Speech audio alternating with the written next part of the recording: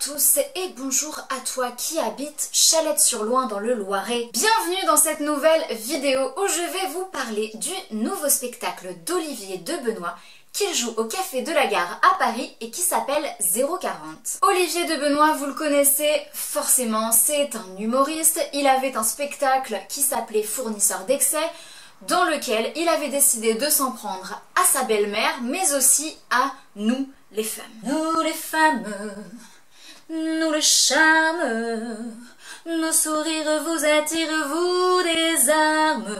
Mais Olivier Debenoit, il a changé, ce n'est plus le même homme.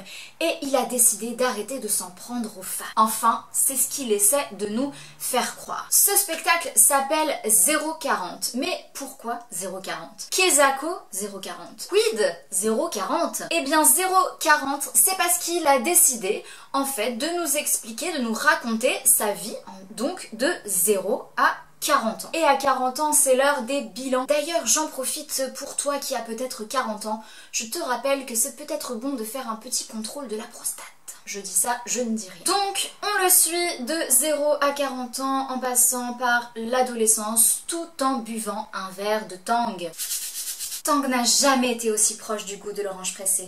Acteur studio. Qu'est-ce que j'ai pensé du spectacle d'Olivier Debenoit? Eh bien, je pense qu'il est fait pour les inconditionnels d'Olivier Debenoit. Il essaie de se détacher des blagues sur les femmes, ce qui est plutôt périlleux puisque on le connaît pour ça et c'est un petit peu sa marque de fabrique. Mais chasser le naturel, il revient au petit trot puisque des blagues sur les femmes, eh bien oui, il en fait.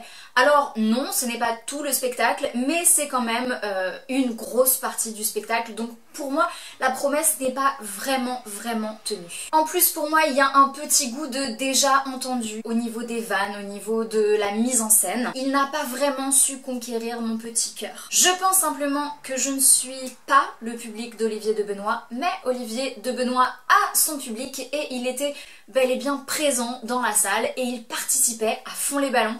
Parce que oui, si vous allez voir un spectacle d'Olivier Debenoit, il faut vous préparer à donner de votre personne. Visuellement, il se passe beaucoup de choses sur scène, comme par exemple son fameux PowerPoint qu'il a repris.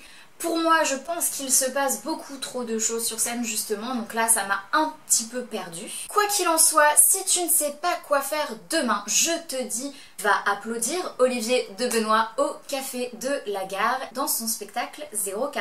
Et c'est toujours mieux que d'avoir un mec comme Flamand Rose. Enfin, d'avoir un Flamand Rose comme mec, quoi.